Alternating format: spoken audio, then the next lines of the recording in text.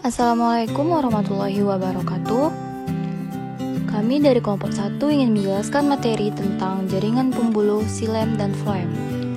Anggota dari kelompok 1, yang pertama ada Fadjatul Jana dengan NIM 2101178, yang kedua ada Siti Aisyah dengan NIM 2101204, dan yang terakhir ada Wita Tri Aresa dengan NIM 2101214. Jaringan pengangkut atau vascular tissue umumnya hanya terdapat pada tumbuhan tingkat tinggi. Karena pada tumbuhan ini pengangkutan air dan zat-zat makanan cukup dilangsungkan dari sel ke sel. Jaringan pembuluh atau jaringan pengangkut terbagi menjadi dua, yaitu ada silem dan floem. Silem ada silem primer dan sekunder, sedangkan floem juga terbagi menjadi floem primer dan floem sekunder. Silem merupakan jaringan kompleks karena terdiri dari beberapa tipe sel yang berbeda. Fungsi utamanya mengangkut air dari tanah serta zat yang terlarut di dalamnya. Penyusun utama silem yaitu trakeit dan trakea sebagai saluran transport dan penyokong. Silem mempunyai serabut sklerenkim sebagai jaringan penguat, serta sel-sel parenkim yang hidup dan berfungsi dalam berbagai kegiatan metabolisme.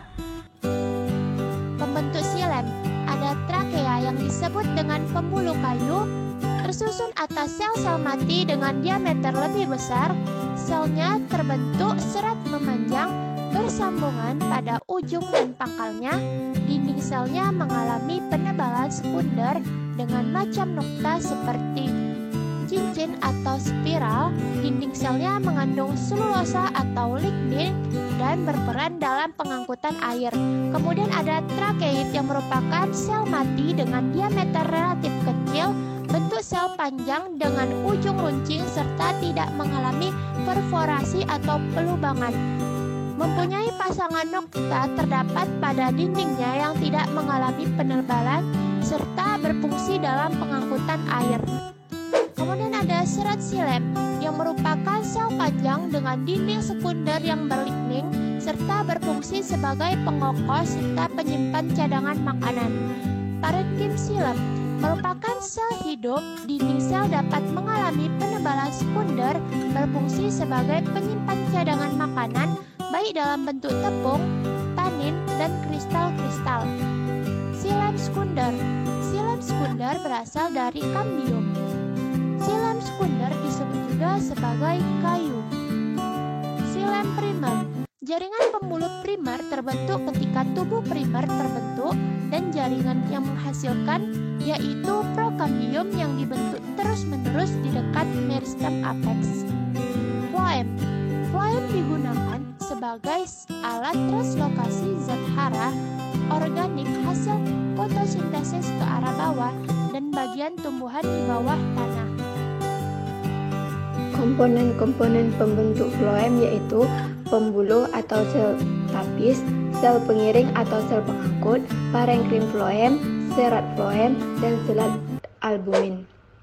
Di sini dapat kita lihat seperti gambar perbedaan antara silem dan floem, yang mana silem itu hanya terjadi satu arah saja, sedangkan floem itu terjadi dua arah. Nah, silem hanya terdapat air dan mineral, sedangkan floem terdapat air dan makanan. Silem selnya tidak memiliki dinding pembatas, sedangkan floem memiliki dinding pembatas yang berpori. Silem dindingnya tebal, kaku, dan mengandung lignin. Floem sekunder dan floem primer. Susunan sel pada floem sekunder sejalan dengan yang ada pada silem sekunder. Silem sekunder mengandung sel tapis, parenkim, serat, dan sklereit, dan diantaranya berdiferensiasi menjadi albumin. Bagian floem yang berfungsi dalam pengangkutan yaitu bagian kulit kayu paling dalam. Floem primer berdiferensiasi dari prokambium serta protofloem terbentuk sewaktu organ yang ditempatinya mengalami pemanjangan. Di sini perbedaan antara silem dan floem. berdasarkan fungsinya dapat kita lihat seperti di gambar.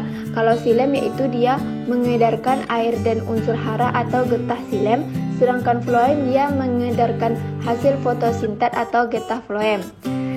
Berdasarkan komponen konduksinya, perbedaannya tuh unsur kalau xilem yaitu terdapat unsur trakeal atau trakea dan trakeid, sedangkan floem yaitu unsurnya tapis atau sel tapis dan pembuluh tapis.